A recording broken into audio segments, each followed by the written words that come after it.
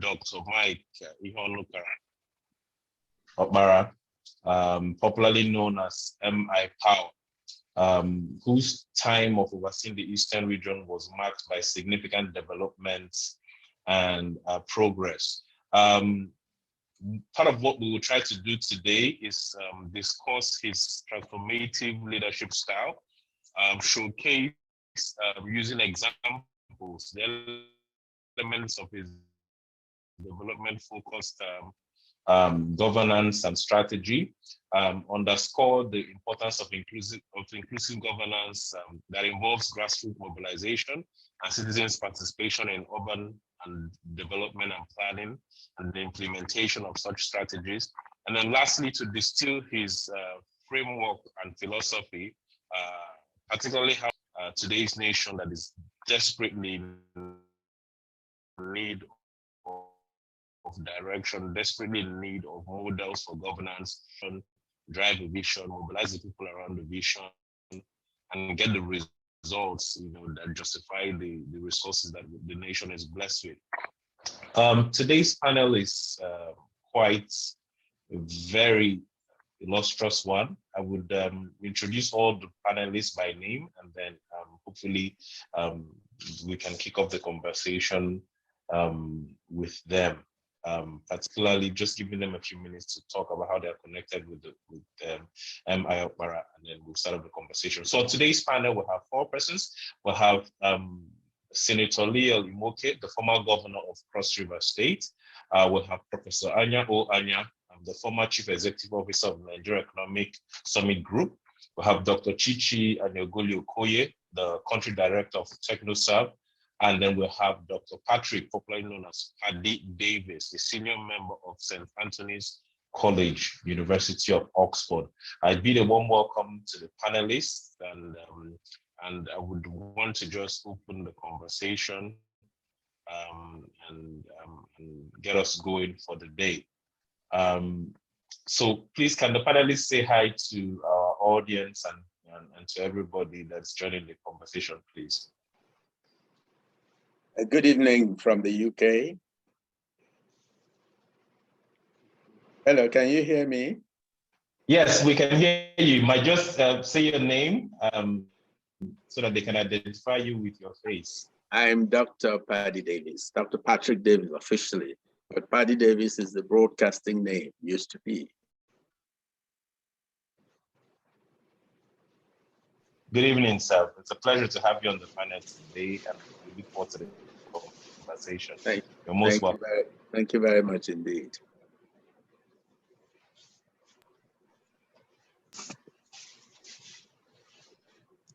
Good evening. This is Leo Imoke. Thank you for having us. Thank you for inviting me. Good evening, sir. Good to see you, and thank you for joining the panel today. We're happy to have you on the panel. So we look forward.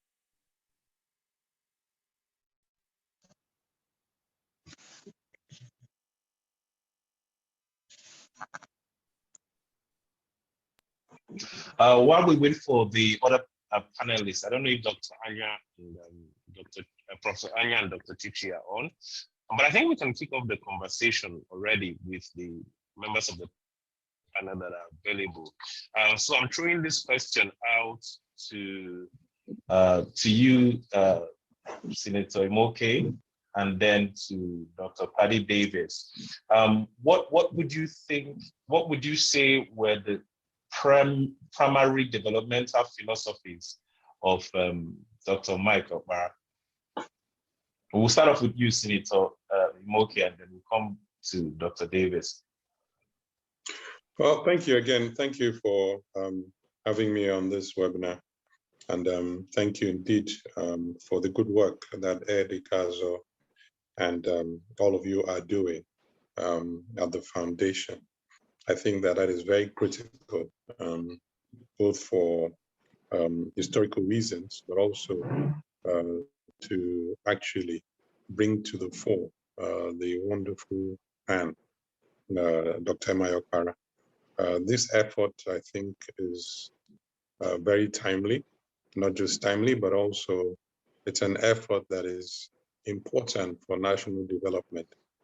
And so I want to acknowledge that fact in the first instance. It's a privilege to be part of this and to speak about MI OKPARA, or MI Power, as it was known politically. I'll talk about, like you said, what I believe were his developmental focus as indeed premier. We have to acknowledge the fact that before MI OKPARA became premier of the Eastern region, he was first minister. He was a minister. Of course, he was a parliamentarian, he was elected to parliament as early as 1951. And so he was a minister and was in cabinet for several years. In those years, while he was in cabinet, he served as Minister of Health, and he also served as the minister in charge of the Eastern Nigeria Development Agency board at the time, the ENDC. And I think that was what really projected him to a point where he enjoyed the confidence of the then Premier, Dr. Nnamdi Azikiwe, and ultimately became the Premier to succeed Dr. Nnamdi Azikiwe. It is through those years that I believe that Dr. OKPARA cut his teeth and understood the challenges of the region. And in understanding the challenges of the region, he was able to immediately take action as premier when he became premier. He clearly was focused on development, but not just development. He had a development plan. Development planning was critical for his administration, and it was grassroots driven. It was a model that was bottoms up, and his basic focus as premier was to ensure the implementation of that development plan. And each of his development plans, you know what I mean, had a tenure, a time frame, with a very aggressive focus on rural development, very aggressive focus on agriculture, very aggressive focus on industrialization. And if you look at those development plans, you understand how holistic they were. His development plans were extremely holistic. All sectors were captured. And so the impact of government was felt from the bottom up. So it was felt at the grassroots, and it was felt, of course, in the urban areas. And I think that was really the model that actually was used and has been applied in other countries that have made significant progress. Unfortunately, this development plan was interrupted by the Civil War. I believe that if that Civil War had not happened, Dr. OKPARA's vision for the Eastern region would have been realized. So I think we need to go back as a nation to look at those development plans, look at how they were implemented, look at his focus as premier and the impact it had on the people. You know, they were measurable, you know, and people talk about KPIs today. Dr. OKPARA had KPIs, you know, 50, 60 years ago. And that was the most fascinating thing about him. That's why a lot of people think that he was indeed ahead of his time. So we can go on talking about the justice development agenda as it impacts on the Eastern region, but I'll stop here, and I'm sure I'll have other opportunities to expatiate on this. Thank you so very, very much. Thank you. Dr. Davis, before I jump to you, I see that the other panelists are on. So let me just give them a chance to say hi to everybody. Professor Anya and Dr. Chichi, please say, if you can, just say a quick hi to everybody so we can continue the conversation on OCHICHI OBODO, grassroots governance, the MI OKPARA template.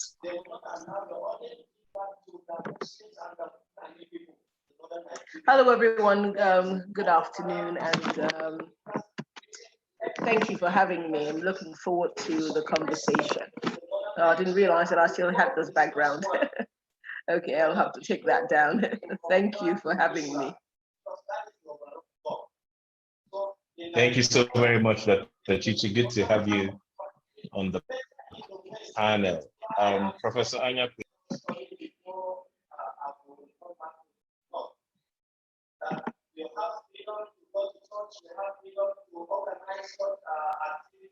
Professor Anya, if you can hear me, just a quick hi to everyone. Can you hear me? Yes, sir, we can hear you. Can you hear me?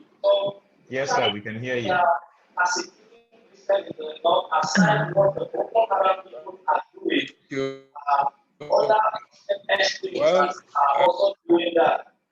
Well, congratulations.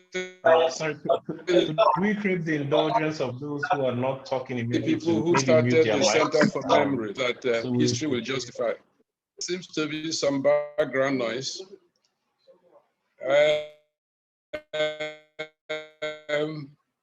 Leah has sketched out much of what you will call the legacies, as well as the philosophy that led OKPARA to do the things he did. But with hindsight, it is clear that OKPARA was far ahead of his time, probably 40 years ahead of his time.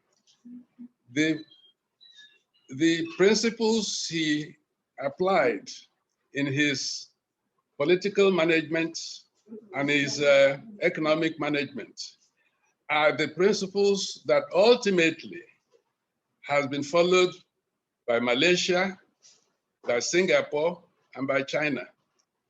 But of course, people will say the war was what stopped, he's finishing what he started.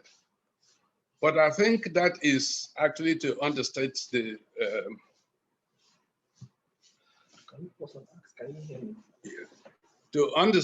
underscore the situation. Basically, he applied 3 principles. Are you hearing me? Are you hearing me? Yes, we can hear you, Prof. Yes, we can hear you, okay. Prof. Yeah. First, he believed in education. Indeed, people say Zik built the University of Nigeria, but that is in fact half the truth. Because OKPARA had resources carefully, that's why the money for it, you have to give, the idea was Azikiwe's, but the implementation was OKPARA's. He's never been given full credit for that.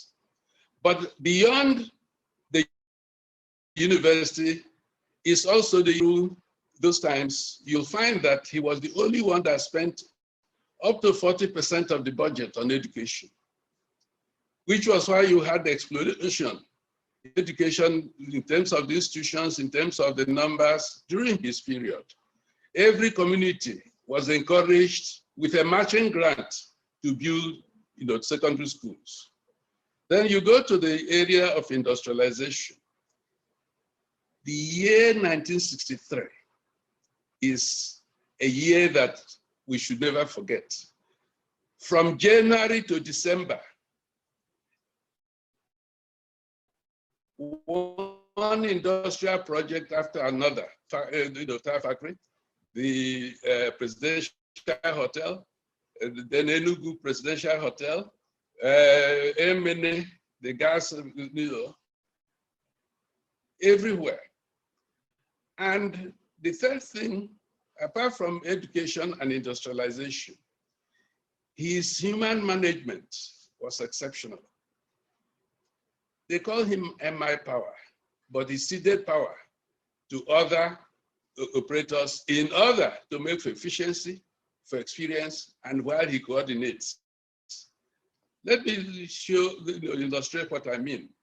For example, the management of the day-to-day affairs of the political party, NCNC, he ceded to his friend G. Simbanugo. He was in charge of the party. The issue of managing the intelligentsia, he ceded to Professor Kale Zera. The issue of managing the civil service, yes, there was a head of the civil service, but Sam Oti, a permanent secretary, was the one who did the background coordination and making sure that what he wanted done by the civil service was done. And when he came to how to manage finances and so, of course, he had the Ojukwu, the senior Ojukwu, as his major advisor. Whenever he got those people together, know that something new was going to happen because they moved together. Then beyond that was that to make sure that whatever plans he had came from the people. He had a series of consultation mechanisms that particularly the leaders. Yes, what did you say? Prof, can I pause you there? You're kind of jumping into the next topic. So let me take Dr. Davis's input on the philosophies and legacy, and then I'll come back to you and we start off his broad-based approach to governance. And then maybe you can pick up these thoughts from there, please, if you don't mind. As you will.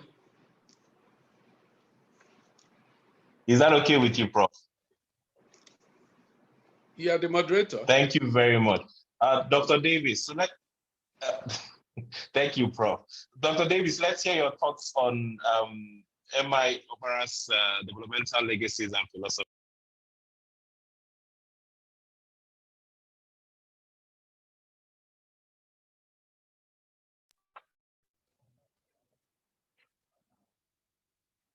Dr. Davis, can you hear us? Your mic is probably muted.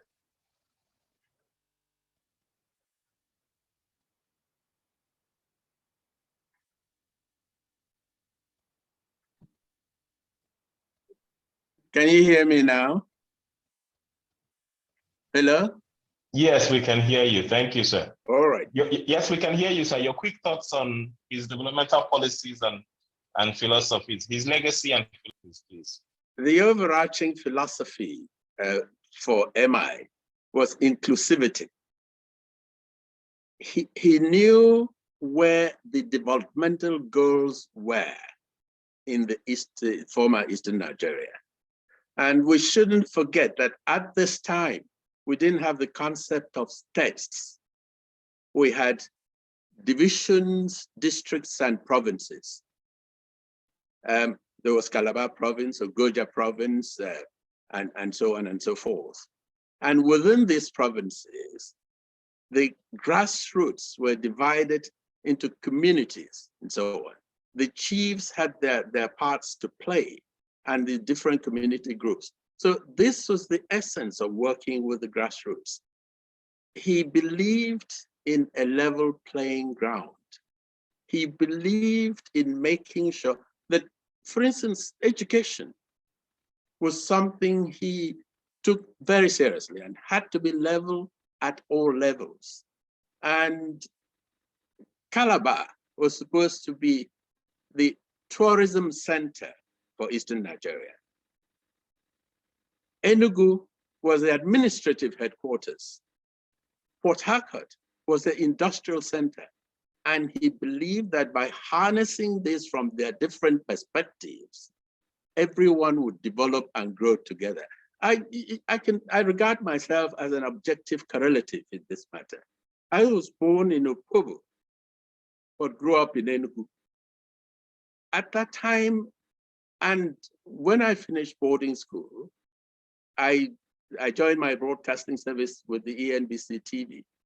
Nobody thought you had come from one, I don't like to use the word tribe because I think it's detrimental to our development, from one section of the East to another to work. And there was crisscross movement. People who moved from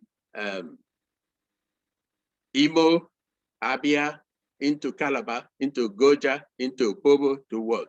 So everybody worked together. The aim was common, accessible development for the benefit of Eastern Nigeria. He knew where the goals were. He knew what the thrust was, and he knew exactly how to use them and interpret them for the benefit of all concerned. Thank you very, very much, Dr. Davis. Before I come back to Professor Anya on the issue of inclusivity, let me just quickly pass on to Dr. Chichi Anyogolu Okoye.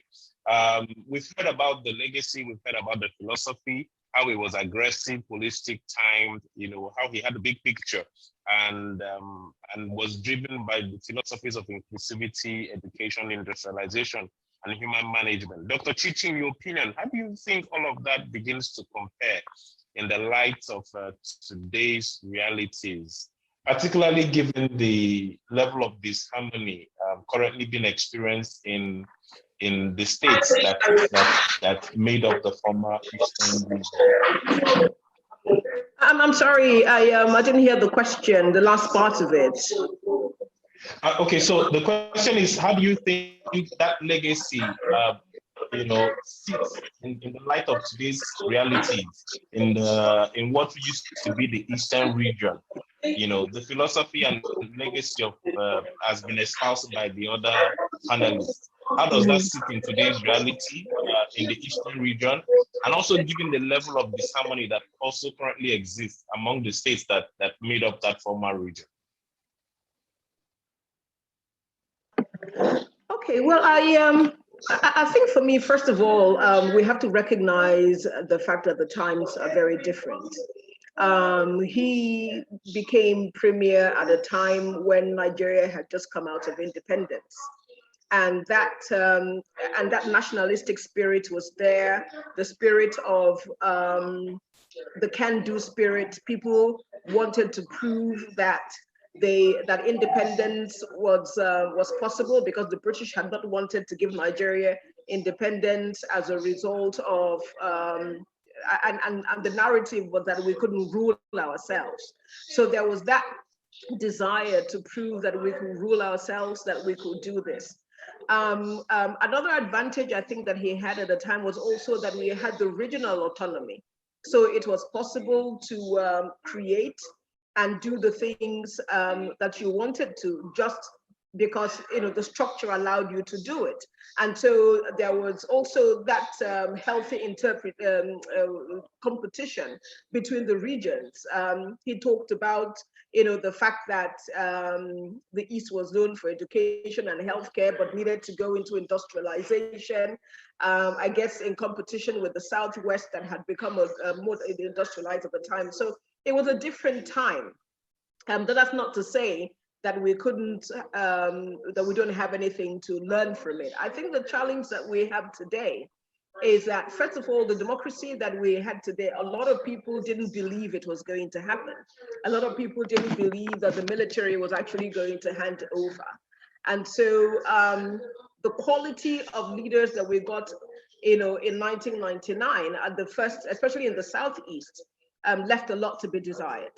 At that point, not everybody, I mean, we had some states that were lucky, but overall, the quality wasn't as high as it could be, precisely because people were skeptical. Even the people who were doing the Nadeko and the rest of it did not believe that the military was going to hand it over.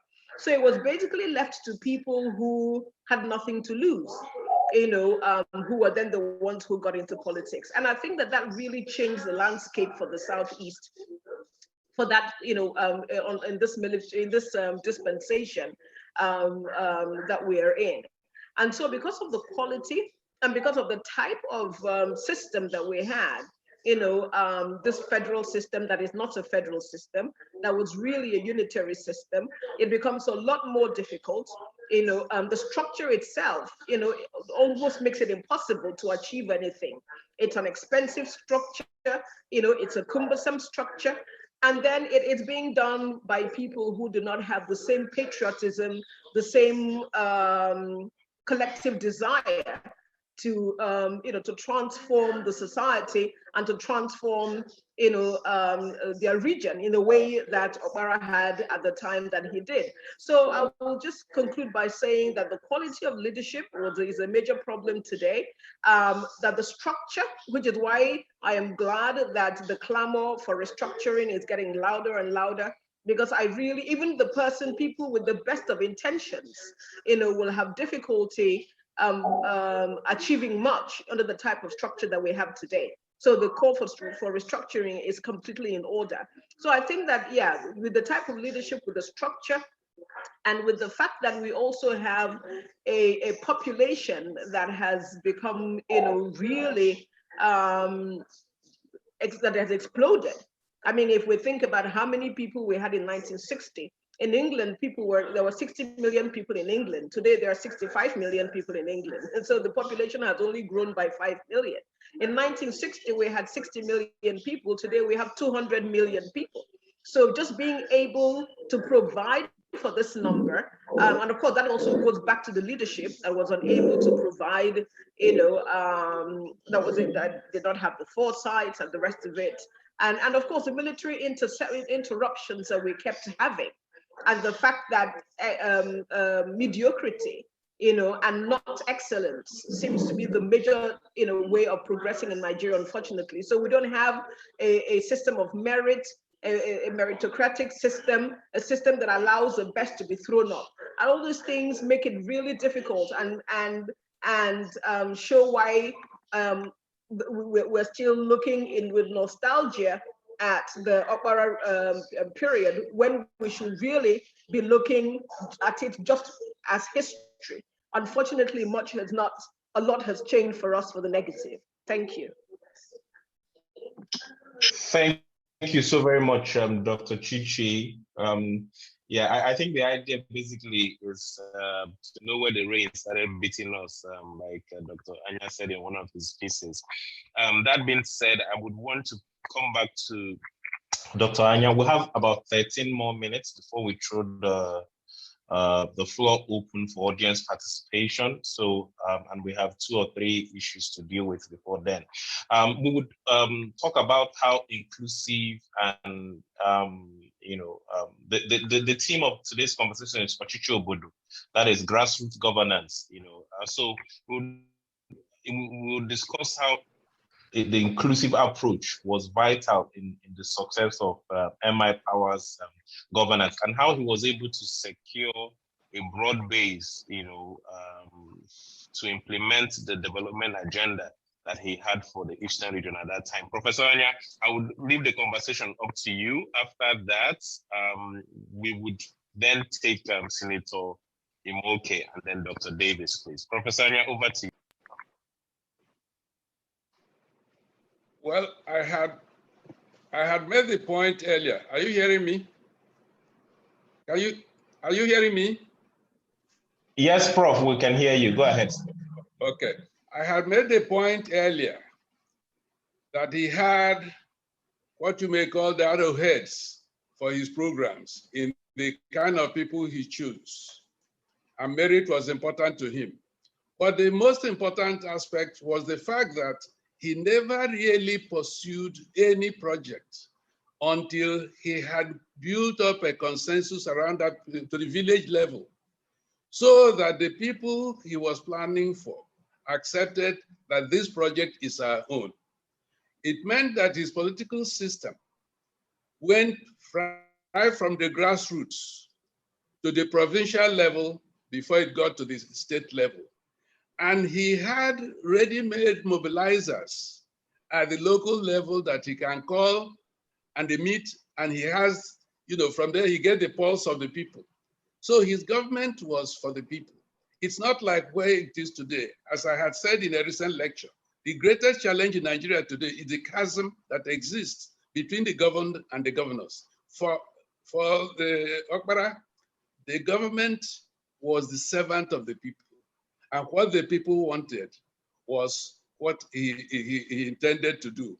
More importantly, if there was opposition, he then went through a process of re-education till the community said, yes, we want that project. That is why anything that he developed could stand. After all, some of the roads in the Eastern Nigeria were the roads he built nearly 60 years ago. The more modern ones we think we have, they are collapsing every other day. How did he do it?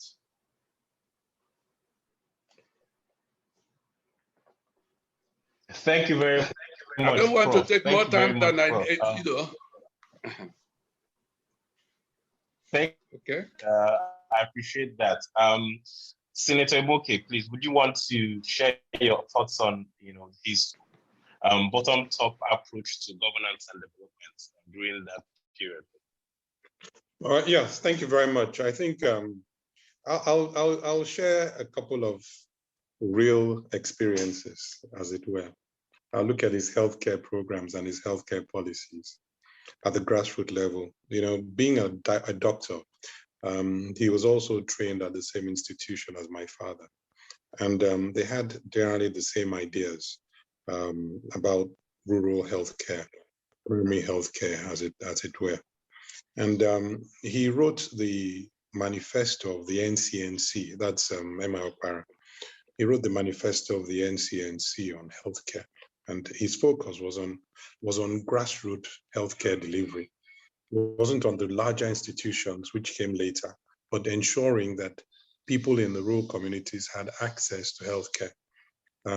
Eradication of guinea worm and other diseases was critical to development, and he understood that as a medical doctor.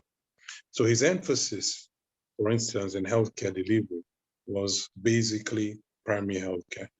But in achieving that at the time, I know that the Eja Memorial Hospital, which was founded in Itigiri, came through a process where OKPARA himself commissioned the facility, having provided a grant in aid of £10,000 from the Eastern Regional Government to ensure that these facilities in rural communities start up delivering efficiently to the rural communities.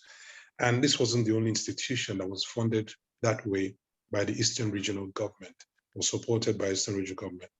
And OKPARA also came back and did the same thing. He came from that background and went back. And that's just healthcare delivery. That's just one example of his grassroots-based developmental policies. And they were effective. I'd also like to talk about the farm settlements. These were phenomenal. I think today we have something called the Songhai Farm, which is a model that basically replicates the vision for farm settlements. And those farm settlements still exist today. You know, OKPARA's administration, it was a continuation from Zig's administration. But the phenomenal thing, because he continued with Zig's programs and policies, the phenomenal thing is that today, 50, 60 years later, okay, the impact of his grassroots focus is still being felt in these communities. The Boki farm settlement, for instance, still exists. The oil palm estates that were developed at the time still exist. For instance, the Kalari estates and a couple of estates that he was instrumental to developing, as it were, as premier, still exist, and had the privilege of revamping those estates by bringing in private sector. So those investments that were made are still yielding returns for these communities.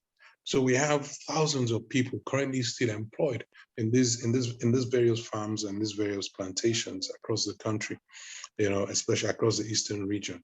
You know, so you can see that vision, as Professor Anya said, was way ahead of its time, because we can see clearly that the impact of those decisions that were taken, you know, was what actually led to what we now have or can claim is the beginning of our development. Yes, we've run into challenges since, but I think those are models that we can go back to and still use. They're still usable and implementable today. One more thing I'd like to say is that we mustn't forget that there was a parliamentary system of government at the time.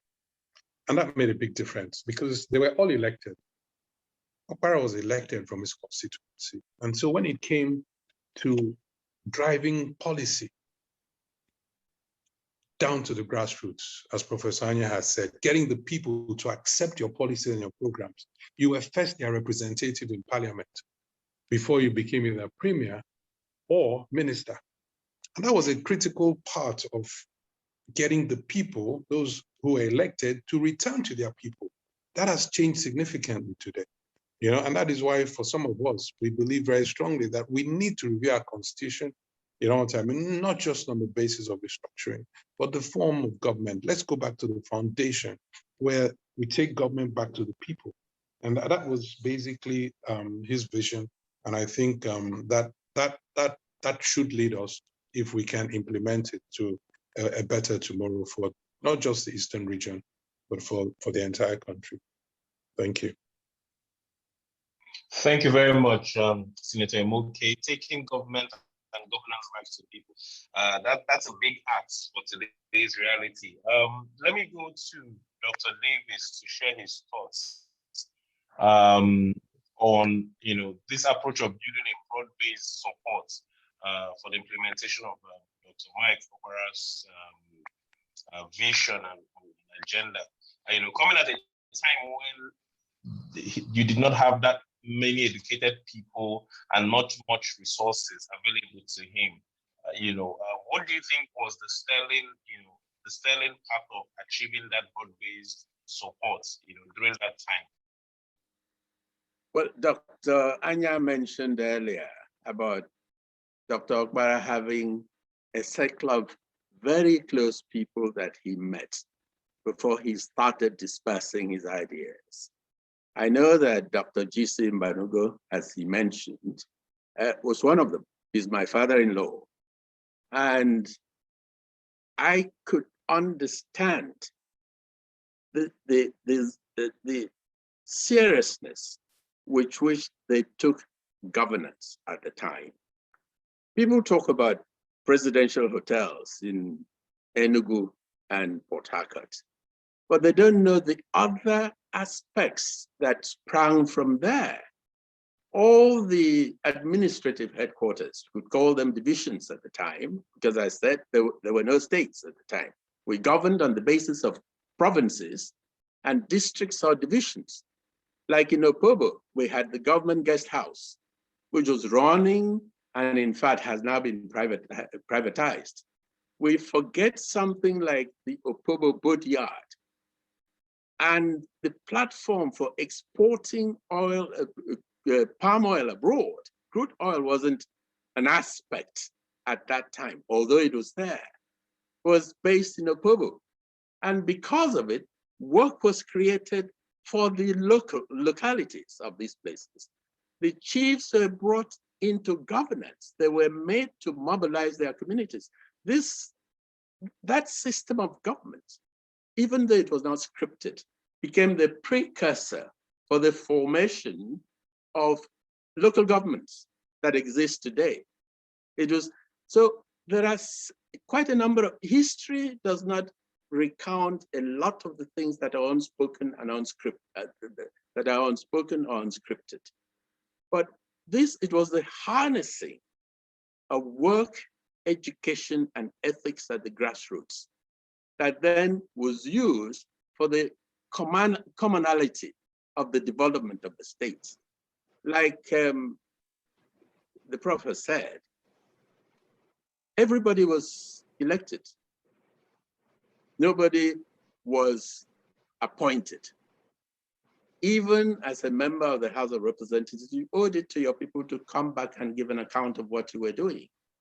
And giving an account at that local level was important for you to be able to maintain your election prospects and so on. And this was harnessed. And even when Dr. Michael OKPARA traveled to areas that were action group and not NCNC, he did not take out the promises he made one from the other. As I said, he believed in a level playing ground. He believed education should be level across the state. He believed that health should be level across the state. And that is why I'm using these personal examples from localities. It is so easy for us to talk about generalities. But if I may come in there, there is moderator, there is an aspect of his life we must not forget, his integrity. Yes. And I think if you'll allow me, I'll say something about that. Members of his cabinet. All right. You say I should go ahead? Well, members Dr. of his cabinet build palace. Okay. I can allow Dr. Anya to if it's going to make a point. Awesome. As an adjunct to what I was saying. Awesome. Please, go on.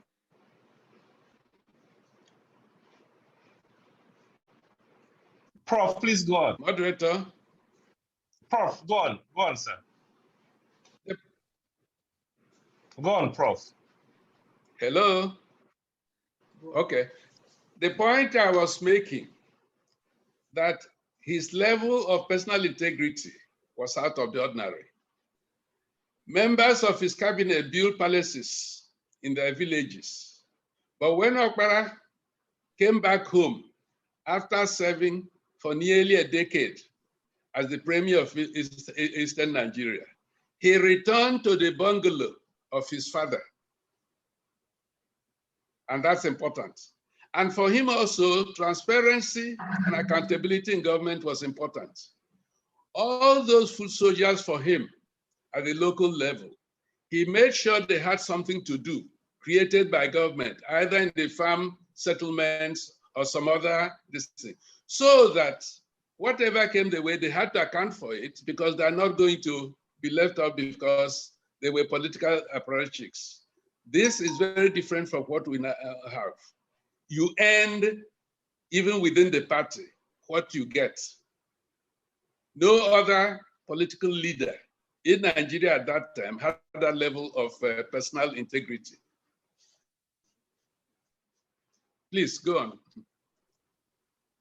Thank you. Back to you, Dr. Davis. Thank you, Professor Anya. Yes, so that's, again, is an adjunct. The total way of life at that time. It was selfless. It was service to the people and absolute selflessness. They did not think of their bank rolls. They did not think of their property.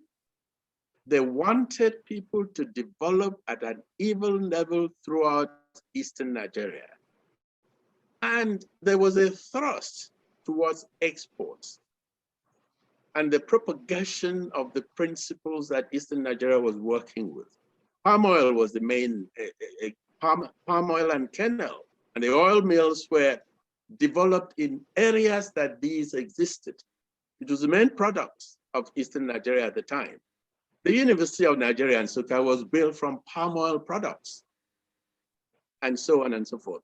And nobody would believe that that could be achieved at that time. And by the time his government receded, they had put pathways into exporting these things to different places. Malaysia bought palm oil seedling from us. Now we are buying palm oil from Malaysia. Why? If Eastern Nigeria has succeeded in carrying on the principles that MI put in place, that would not have happened, apart from the impediments of the federal government.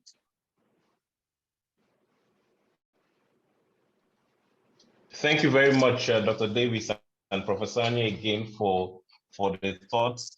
We would soon, well, almost 5 minutes into the audience time, but I would want to take a quick thought from Dr. Chichi, and then we would throw the floor open to the audience. Please, for the audience, if you have questions, you can send them either as a message, or you could raise your hand, or you could take a note of them and then raise your hand when we open the floor for conversation.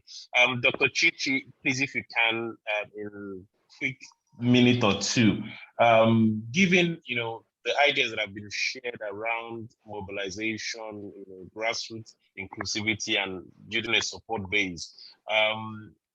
Why is it a challenge in today's world, to get citizens involved in governance as we had in those days? Your thoughts, please. Sorry. Yeah, I think that there's a lot.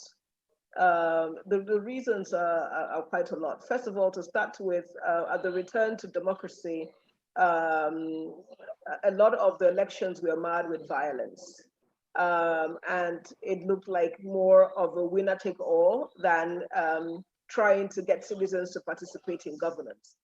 That automatically got a lot of people disinterested in politics. People who just wanted to go and vote to realize that their lives would be at risk if they did it.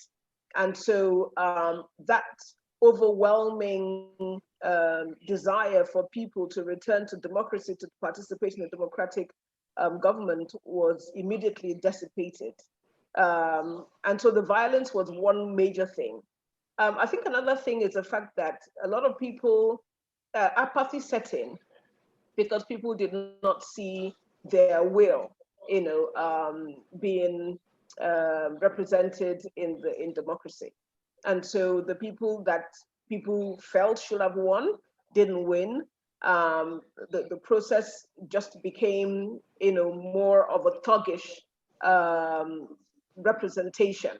And so most regular people, which is majority of people, just decided they didn't want to be a part of it. And also on the part of the politicians, there was really not much of a need to mobilize the people. As Dr. Paddy was saying, the leaders at the time were completely selfless.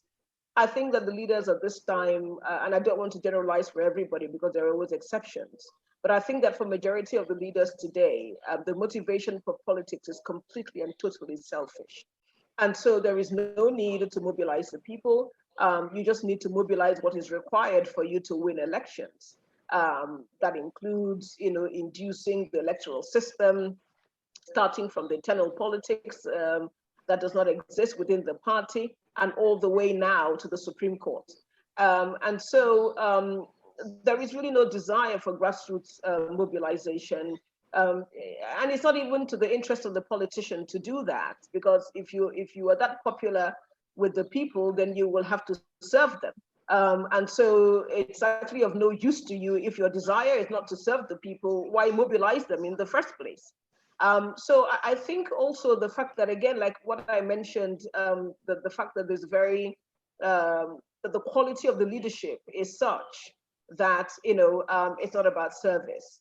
So if we put all these things together and also think of the fact that, Nigeria's economy is dwindling, the situation is getting worse, the people themselves, having seen that politics isn't going to work for them, just want what they can get from the politician. And so it's also now from the demand side, from the citizen side, people are no longer demanding good governance. People just want politicians to come and give them something. And so that makes also mobilization extremely difficult. So those who really want to engage with politics, who really want to engage with their leaders, are really very much in the minority. So it's on both sides, both from the side of the leadership and the side of the citizens. The system has collapsed, and that's what the major challenge is. All right, thank you so very much, Dr. Chichi, Dr. Anya, Dr. Davis, Professor Anya, and Senator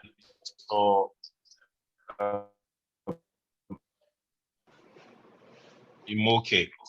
We will throw the floor open for another 10 minutes. If there are questions, please post them on the group. If you also want to direct it at somebody specifically, kindly indicate that so that it could be, directed to them. Otherwise, you could also raise up your hand and we will try and give you the floor for your very quick question. Thank you. I think there's already a question in the chat. Let me read it out. Jude Anyimo says, even though we practice a different type of system, how can we propagate the MI power model such that present-day citizens will be informed and demand this from their politicians? That's the one question I can see. And there, admin, you could help us. I see Ezekanobi has his hand raised, so maybe we could unmute him so we could take his question, please.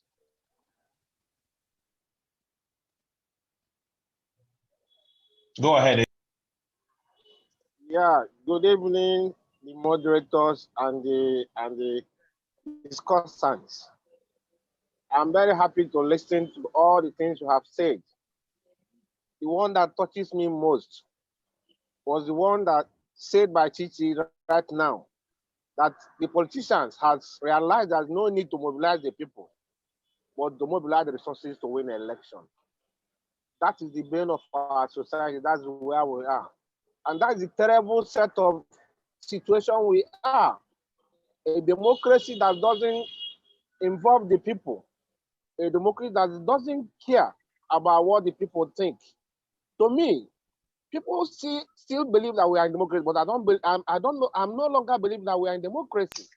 Because when people no longer contribute to who become their leaders, when political officers can stay in the comfort of their zone and decide who become aspirants, we are strong participants are disqualified for a particular candidate to emerge. That is not the democracy. That system cannot create a servant relationship. It's only create a lord that will see themselves as doing their own business, while we at the lower level will be like spectators. So that is unfortunate.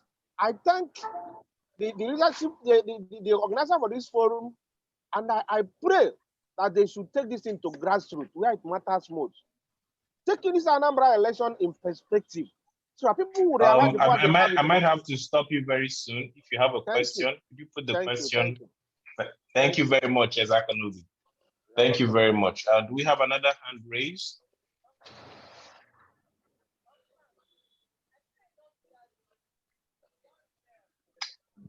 Do we have another question from the audience, from the participant? There are questions in the chat box. Let me read those out. Michael Ndigbo says, what can be done to put back Eastern Nigeria to the development strides that achieved under Dr. M.I. OKPARA's time? And then can we not push development in Eastern Nigeria without the government? That's a question from Michael Ndigbo. Fab Maida says, I totally support the call for restructuring of the country. If this does not happen in the near future, what other ways can we replicate the successes of M.I. OKPARA? Ike Anya says, what was it about M.I. OKPARA that meant he had the vision and motivation to deliver? How do we develop such people today? Onyeka Ubiozna says, what can we as a people do to leave that stance of just admiring M.I., but also acting like he had done? Very valid question. I think all of this thoroughly capture the essence of the conversation that has been had so far. Okay, there are other questions in the chat box. I will read these ones out and we'll come back to the panel. Chinenye says, looking at Dr. OKPARA's era and our circumstances today, do the panelists have any thoughts on the role of an enlightened electorate in the selection of the leaders and the accountability of those they govern? Juliet Kego says, how do we begin afresh and build from the ground up and mainstream Dr. OKPARA's personal values, leadership model, and economic philosophies in our educational curriculum? How can the Center for Memories and Igbo Intelligentsia build on these sessions and create sustainable structures and institutions? Chinazanya says, Professor Anya and Dr. Davis commented about the importance of integrity. How did he do this? Did he have the political will to remove associates who were corrupt? Are there any examples? Thank you, audience. Okay, wow, questions are still streaming in. I don't know if we can keep up with this. Thank you very much for all the questions. I think let me turn this back over to the panelists. We are almost out of time, so I am under compulsion now to hand over this meeting to the host. But let me turn this over to the panelists. Maybe in answering the questions, Juliet, I see your hands up, but we're pressed for time. My apologies, please. I think I've read one of your questions, so I may not be able to take your hand off.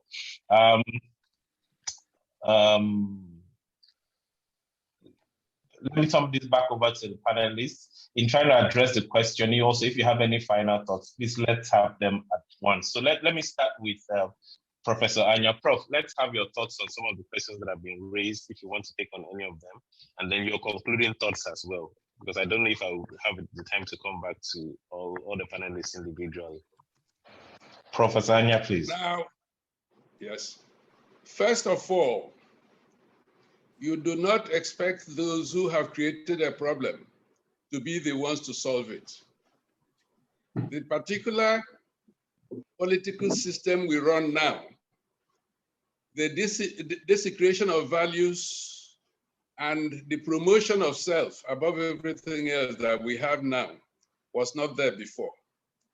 Certainly not in OKPARA's time. So what do? My belief is that there must be a paradigm shift in terms of values. The values that are running up and can lead us nowhere. Indeed, it has already led us to near cataclysm. So there must be a change in that regard of the kind of people who come into politics, of the values that they espouse. Indeed, some of us have already started doing something about it, because these people who infest our politics now are incapable of solving the kind of serious problems they've created in Nigeria. I had to leave a meeting, a webinar that is on, that I was supposed to chair today, going on in Abuja as we speak. The Nigerian Prize for Leadership is a new initiative that some elders, like myself, Chris Kolade, and so on, have started producing and orienting the successor generation of Nigerians. And we are putting them through new courses where they will learn what values are, what the things that in the experience of other countries, how they've done things and so on. And the need for sacrifice as the basis for service. That is going on now. Last year, we produced 57 of them. This year, I don't know how many. We must start the process of recruiting and teaching and getting new leaders to take over our system. Otherwise, where we will end up, well, Somalia may be, maybe in comparison a heaven compared with what is staring us in the face right now. I think that what I will say in relation to leadership, a complete change needs to be done. Thank you very much, Professor Anya. Let me come to Dr. Davis. Your response to some of the questions and your concluding thoughts. Like I said again, we're pressed for time, and I really wouldn't be able to do a round of with the panelists. My apologies for rushing you, please. Dr. Davis. Yes, the physical geography of Eastern Nigeria has not changed. What has changed are the human beings within that physical geography. We have said that governance begins with the grassroots to be even. The grassroots still have that power. It is for those who need change to go back to the grassroots, not to militarize them, but to educate them politically, to take the quiet and silent power that they have in their hands. If the grassroots tell those who are leading them to stop being their leaders, they'll have nowhere to go. The thing is that we are too busy in Eastern Nigeria now building walls. We need to tear those walls down and reach out across the communities. That's my conclusion. Thank you very, very much. They need to tear down the walls and build new communities. It's deeply appreciated. Let me take Dr. Chichi, and then we would end up with Senator Imoke. Dr. Chichi, your closing thoughts and perhaps one or two responses to the questions. Thank you. Yeah, thank you very much for giving me the opportunity. I want to answer the question on, what could be done to put back Eastern Nigeria and the development strides achieved in Dr. Emma Okpara's true. Can we not push development in Eastern Nigeria without the government? I'd like to say that, first of all, Eastern Nigeria has done excellently well without government in terms of the self-help. Many communities have built up their communities, many healthcare centers and schools and the rest of them are actually built by the people from that community. So we're a people who have really not experienced a lot of government. That said, I think that that is actually part of our albatross. I think that, you know, we have developed in spite of our government, and most people in the world develop because of their government. And we have continued to allow the government to have their way because we feel, oh, let's do it ourselves. So I think that I totally agree with Dr. Davis that we need to go and become more politicized at the grassroots level. And we also have seen the economic strides that Igbos have made all over Nigeria. Why is that not happening in Eastern Nigeria? Because the government is actually an obstruction. So I think that a way to begin to engage with the government is to engage with them around the things that we know best, which is business, to ease the way of doing business in the Southeast, to make it a lot easier, to force the government to create an enabling environment for business. If we begin to have an economy that grows, then it will release people from demanding, you know, 5 naira and 10 naira from politicians. The richer a place becomes, the more good governance happens, because the people automatically, you know, want better governance because they don't need the handouts that come from government. So I think that something that we can do is to get our business people to begin to look at the Southeast as a place to invest. And to do that, we will need the government to create an enabling environment. And that can become a place in which we can start the push to ensure that the government makes it easy for Easterners to invest in the Southeast. Thank you. Thank you very much, Dr. Chichi. Senator Imoke, over to you, please. Thank you very much. I'd just Your like to concluding thoughts and perhaps responses. All right, thank you. Just a few quick points based on the questions, in response to the question. The first one I'd like to talk about is participation in political process. What I've found out is that a lot of the elite class speak but do not participate. And you know, if we elect a local government chairman who we know before he was elected was a fish seller, he becomes a chairman and we expect performance from him, then we are failing. I think that it is important and necessary that the elite class in Nigeria, because we're far more educated than it was the case during OKPARA's time, the elite class must take the risk, okay, of taking the chance of making sure that we build a better future for the citizens of this country and for our communities.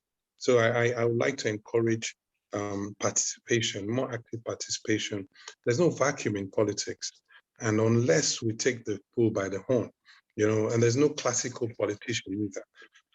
So I think that it's important and it's urgent that the work that Professor Anya is doing and that some of us are doing with young people will be escalated.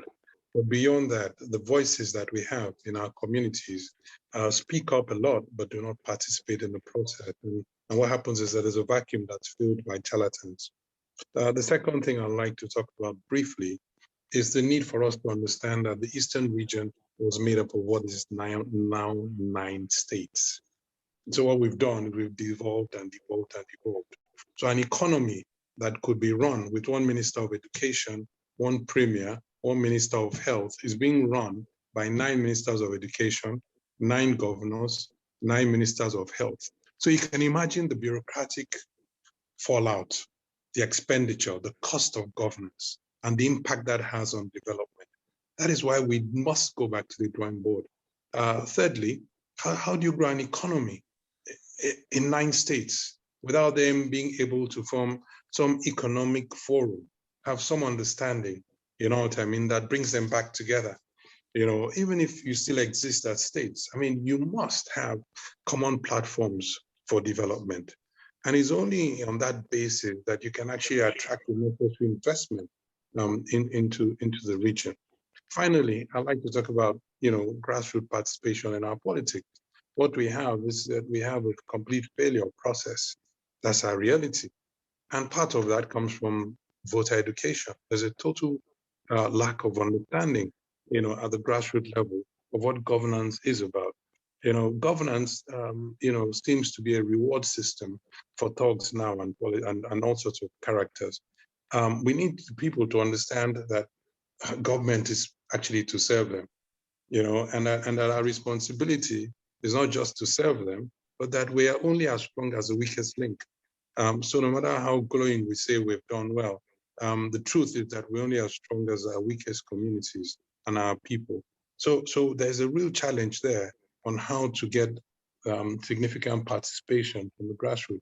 And that is why the models that we've implemented, the presidential system that we've implemented, and you know, the unitary system basically that we have in Nigeria cannot really take us to that destination where OKPARA would have loved us to be at. I think those are my concluding remarks. Thank you very much. Thank you very much, Senator. Okay, thank you. I wouldn't make the effort to attempt a summary of all the wonderful ideas that have been shared. But I think the documentary is out, and everybody would benefit from, you know, watching it. I think the ideas that have been shared are fantastic. The conversation has been rich, and Michael OKPARA has left us a template that we can use to, you know, forge forward as a people. If nothing else, he has shown us the possibilities in the Eastern region, and it behoves on us to pick up from where he left off and build one that he would smile on from heaven. I would just want to quickly thank the panelists for their conversations. I know they are all very busy people. Thank you for making our time to join this forum, for your ideas. And to everybody in the audience that sent in questions, that participated, thank you very much. And lastly, to the Center for Memories, thank you for organizing this and for bringing us on board to be part of this very wonderful conversation. I would hand over now to Uzoma Okoye, a board member of the Center for Memories, to just share his thoughts from the center and give us a closing remark. Again, thank you, everyone. And I'm sorry, can I say something? Sorry, before you go, somebody asked a question. Prof, please, where is that Leadership Institute and how does one get admitted? I think it's an important information to share.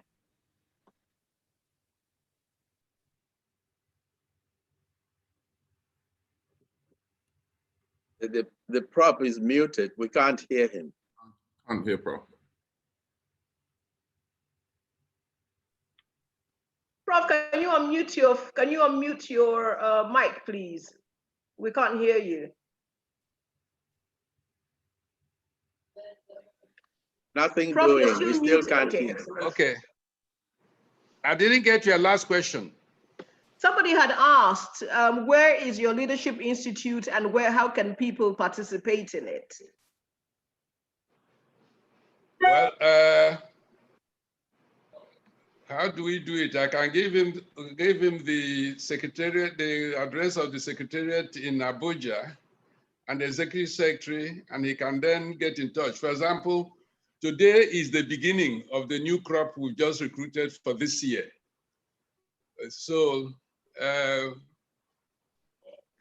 please give the person my phone number and my email, then we communicate and I'll link him up with whoever. Okay, and I think somebody has posted the website onto the chat as well. I think that there's additional information on there. Come again. The Facebook and the website. If you check the chat, I think that will also that's available on the chat at the moment. Okay. Okay. So fantastic. My name is Uzoma Okoye. I'm one of the directors for Center for Memories. And it's just my role is a very simple one, just to thank everybody for their participation. This is one of the most impactful ventures that we have done. And to gather, you know, the caliber of people that we have done for today's discussion, I think has been a coup. It's been a fantastic discussion. So I want to thank the Senator Muke. I want to thank Professor Anya. I want to thank Dr. Chiki. And of course, Dr. Paddy Davis, all of you that have given up your time just to invest into this webinar and to this discussion. Center for Memories is an organization run by a group of well-meaning Nigerians looking at promoting Igbo culture, the very best of Igbo and Eastern culture. One of the things, that's, things like exhibitions at the center in Enugu, just highlighting the very best that we have. And this is one of the things that we've been able to do is this like documentary, which shall be screened. I think this is the 6th version that will be screened shortly. And Ihoma has already circulated the link for the YouTube where you can go on and watch the actual documentary. So we're self-funded. We're funded by a lot of grants and well-meaning people that value the work that we're doing. Like I say, this documentary has been one of the most impactful things that we have been able to achieve in the time that we have been around. So I want to thank Ed Kiazo for his efforts in producing the documentary. I want to thank everybody that has participated in that documentary. Obviously, again, focusing, I think it's great, the essence of being able to look back at what has worked as a way of moving forward, which has made this discussion all the more important. So thank you very much for everybody that has participated. And I want to thank also Chinedu for moderating the session very effectively. So once again, on behalf of myself, Patrick Okibo, the head of the organization, and everybody who has participated in this and everything going forward, we thank you for your time and hope you will spend the time just to go through. You haven't seen the documentary. It is a very insightful piece of work. So I would urge you to just log into the link and also be able to participate in that. And engage with us. Centerformemories.org is our website. If Ihoma could also type that into the link as well, that would be great. So everybody has access to the work that we are doing going forward. So thank you once again for your participation. It's very much appreciated.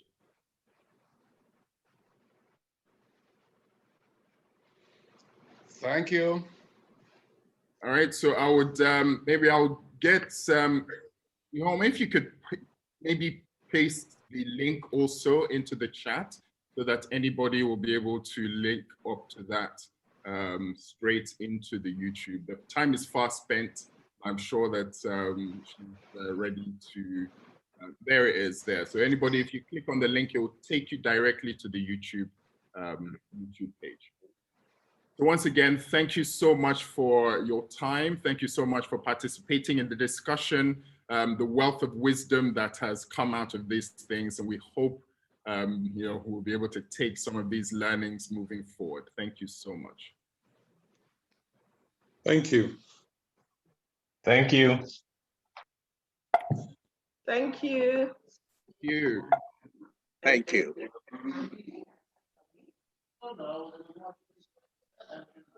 I hope to see you all when next time in Nigeria. Yes, Professor Anya, I'll probably come to your center when I'm in Abuja.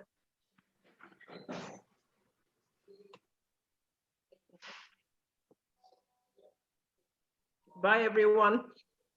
Hello, bye. Thank you so much, Dr. Chichi. Take care.